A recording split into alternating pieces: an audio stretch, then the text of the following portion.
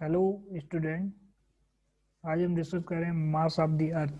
How we calculate the mass of earth. हम किस तरह मास ऑफ अर्थ को कैलकुलेट कर सकते हैं। Mass of earth can be calculated by using A Newton law of gravitation.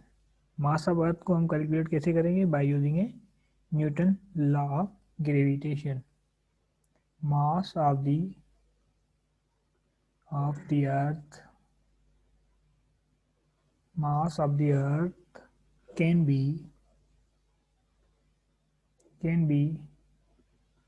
calculated by using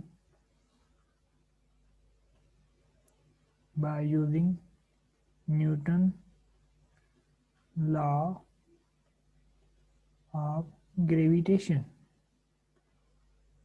Newton law of gravitation को use करते हुए हम क्या करेंगे? मास ऑफ अर्थ को कैलकुलेट करेंगे। अब यहाँ पर अजम्पशन ये लेनी है कि हम मास ऑफ अर्थ को क्या कंसीडर करते हैं कि एक स्फीयर है। क्या बेटा? यहाँ पर कुछ अजम्पशन कैलकुलेट हम लेते हैं। क्या अजम्पशन? जिसमें हम कहते हैं कि first the mass of earth will be perfect sphere. यहाँ पहली पॉइंट ये कंसीडर करते हैं द अर्थ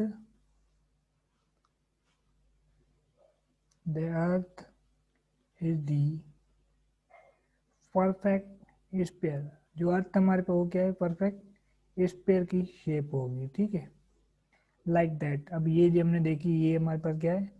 अर्थ है। ठीक है, इसको हम क्या कंसीडर करते हैं? अर्थ।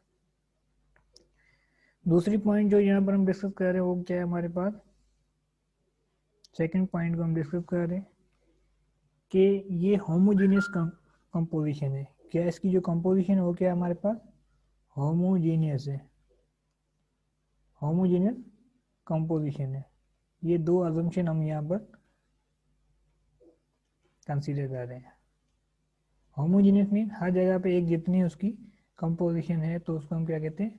होमोजेनियस कंपोजिशन कहा जाता है। जैसे कि अगर यहाँ पर मैं ये हमने अर्थ ले ली, एक इस परफेक्ट क्या हमारे पास? एक स्फीयर है। ठीक है, अब अर्थ को हमने कंसीडर कर दिया कि इसका जो हमारे पास ये सेंटर होगा। सेंटर को हम क्या कहते हैं? ओरिजिन। ये हमारे पास इसका सेंटर है। ठीक है, और सेंटर से हमारे पास जो इसकी सर्कमफ्रेंस तक जो डिस्टेंस है उसको हम क्या कहते हैं? आर की कंसीडर किया जाता है। ये हमारे पास क्या है? यहाँ तक जो सर्कमफ्रेंस है वहाँ तक इसका जो डिस्टेंस होगा उसको हम क्या कहेंगे? Radius of earth. Radius of earth mean surface तक जो डिस्टेंस उसको कहा जाएगा रेडियस ऑफ अर्थ। और जो मास ऑफ अर्थ हमारे पास क्या है? एम ई है। ठीक है, मास ऑफ अर्थ क्या है हमारे पास? M E. अब देखें कि हमारे पास क्या है कि सपोज करें इफ बॉडी इफ सर्टेन मास, उसको हम क्या करें? बाय सरफेस के ऊपर रख रहे हैं कि एक मास ले रहे हैं जो हम क्या करें? सरफेस ऑफ अर्थ के ऊपर रखा जा रहा है। यहाँ से हमने इधर रख दिया। ठीक है, और मास ऑफ बॉडी जो है जो हमारे पास है उसका मास कितना? एम है। एम हमारे पास बेसिकली क्या है? मास ऑफ बॉडी है। तो ये दो चीज़ें हमें यहाँ पर कंसीडर करनी है। एम ई जो हमारे पास मास ऑफ अर्थ है और स्मॉल एम क्या है? मास ऑफ बॉडी। अब हम इसको कैलकुलेट कर रहे हैं, डेरिवेशन कर रहे हैं कि डेरिवेशन में हम यूज़ करेंगे कि Newton law of gravitation. Derivation के लिए हम क्या यूज़ करेंगे? Newton law of gravitation. Newton law of gravitation क्या कहता है? Force is directly proportional to product of mass. अब यहाँ पर जो मास कौन सा? एक तो मास ऑफ अर्थ है, दूसरा हमारे पास क्या है? मास ऑफ बॉडी है divide by radius of earth. Radius of earth का स्क्वायर। ठीक है, तो इस इक्वेशन को हम क्या कंसीडर करते हैं? This equation known as first equation. ठीक है, ये न्यूटन लॉ ऑफ ग्रेविटेशन। ये कौन सी इक्वेशन बेटा? न्यूटन लॉ ऑफ ग्रेविटेशन की equation. Newton law of gravitation, उसी इक्वेशन को हम यूज कर रहे हैं यहाँ पर। अब इस इक्वेशन में हमारे पास क्या है? M A the mass of earth, M A the mass of body, radius of earth. ठीक है, अब हमारे पास क्या है कि जो मास ऑफ बॉडी है ये क्या हो रही है? अट्रैक्ट हो रही है toward the centre of earth. ये हमारे पास क्या है? सेंटर ऑफ अर्थ है। जो बॉडी इसके ऊपर रख रही है उसको हम सेंटर क्या कर रहा है? अट्रैक्ट कर रहा है toward centre. Mass of earth को जो अट्रैक्शन कहाँ से आ रही है, सेंटर से आ रही है, ठीक है। और यहाँ से हम इसका जो डिस्टेंस है हमारे पास बॉडी जो सरफेस के ऊपर वो क्या है, आ रही है, हमें पता है, ठीक है।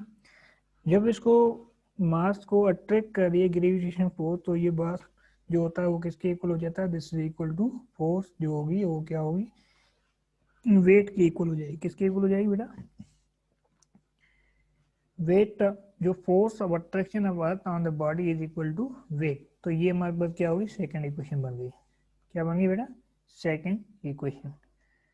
अब इसी कंडीशन को फर्दर अगर डिस्कस करें, अब क्या करेंगे, कंपैरिजन करेंगे इन दोनों इक्वेशन का। क्या करेंगे बेटा, कंपैरिजन करना है, क्या है, दोनों इक्वेशन का। यहाँ पर हम लिख लेते हैं comparison of first and second equation. First और सेकंड इक्वेशन में हमें क्या करना है, कंपैरिजन करना है। अगर यहाँ पर अगर इन दोनों को कंपेयर करें तो हमारे पास जो बेसिक इक्वेशन आएगी उसको मैं ऊपर की तरफ लिख रहा हूँ। ये क्या आएगी कि डब्ल्यू जो बेसिकली हमारे पास किसके इक्वल होता है, M G, weight of body है। तो वेट ऑफ बॉडी को हम क्या करते हैं, एम जी के इक्वल लेते हैं। और आगे हमारे पास क्या करना है कि जी मास ऑफ अर्थ और मास of body divide by radius of earth square. एक तो हमारे पास मास ऑफ बॉडी है, दूसरा हमारे पास क्या है, मास ऑफ अर्थ है। ये हमारे पास क्या था, W is equal to M G. Suppose करें यहाँ पर लिख लेता हूँ मैं, W जो हमने क्या कंसिडर किया है, एम जी के इक्वल लिया है, ठीक है। अब यहाँ पर अब क्या करें कि मास ऑफ अर्थ और मास ऑफ बॉडी और मास ऑफ बॉडी दोनों कैंसिल हो जाएंगे। तो यहाँ पर जो जी की वैल्यू जो आएगी, ये जी कौन सी है, एक्सलेशन ड्यू टू ग्रेविटी, वो किसके इक्वल हो जाएगी, G mass of earth divide by radius of earth का स्क्वायर। ये हमारे पास आ गई वैल्यू किसकी, acceleration due to gravity. Basically हमें यहाँ पर क्या कैलकुलेट करना है, मास ऑफ अर्थ। तो हम क्या करेंगे, इसको रीअरेंज करेंगे, इसी इक्वेशन को रीअरेंज करेंगे। रेडियस ऑफ अर्थ जी के साथ मल्टीप्लाई हो जाएगा, तो यहाँ पर क्या हो जाएगा, जी आर ई स्क्वायर बन जाएगा। और ये कैपिटल जी है, इसको हम क्या करेंगे, नीचे डिवाइड कर देंगे। तो यहाँ पर हमारे पास क्या आएगा, मास ऑफ अर्थ आ जाएगा। क्या आ जाएगा बेटा, mass of earth small G radius of earth square divide by capital G. अब ये हमारे पास फार्मूला है जिसको हम यूज करके क्या करेंगे, मास ऑफ अर्थ को फाइंड आउट करेंगे। This equation use to find out the mass of earth. इसी इक्वेशन को यूज करते हुए हम क्या करेंगे, मास ऑफ अर्थ को फाइंड करेंगे। अगर मास ऑफ अर्थ फाइंड करना है तो हमें यहाँ पर जी की जो वैल्यू होती है वो कितनी पुट करनी पड़ेगी, 9.8 इंटू 9.8 मीटर पर सेकेंड स्क्वायर। ये कांस्टेंट वैल्यू है। और हमारे पास क्या है, रेडियस ऑफ अर्थ भी एक कांस्टेंट वैल्यू है। तो रेडियस ऑफ अर्थ जो हमारे पास बेसिकली किसके इक्वल होता है, radius of earth is equal to 6.4 into 10 power 4 metre. और हमारे पास यहाँ पर कैपिटल जी है, कैपिटल वी जी को क्या कहते हैं, हमारे पास ग्रेविटेशनल कांस्टेंट है जिसकी वैल्यू भी कांस्टेंट है 6.67 इंटू 10 पावर माइनस 11। ये हमारे पास इसका यूनिट क्या होगा, न्यूटन मीटर स्क्वायर पर किलोग्राम स्क्वायर। तो ये हमारी वैल्यू है। अगर इन तीनों वैल्यू अगर ऊपर वाली इक्वेशन के अंदर पुट कर दें तो हमारे पास जो रिजल्टेंट मास ऑफ अर्थ आएगा उसकी वैल्यू क्या होगी बेटा, उसकी जो वैल्यू होगी हमारे पास मास ऑफ अर्थ की, अगर इन तीनों वैल्यू को अगर हम पुट करें तो हमारे पास जो मास ऑफ अर्थ की जो वैल्यू होगी which is equal to 6 into 10 power 24 kg। ये हमारे पास क्या है, मास ऑफ अर्थ है जिसको हमने कैलकुलेट किया by using A Newton law of gravitation. और न्यूटन लॉ ऑफ ग्रेविटेशन जो है ये हमारे पास क्या है, ये जिसको हम कहते हैं ये सेंट्रल फोर्सेस कहा जाते हैं, ठीक है।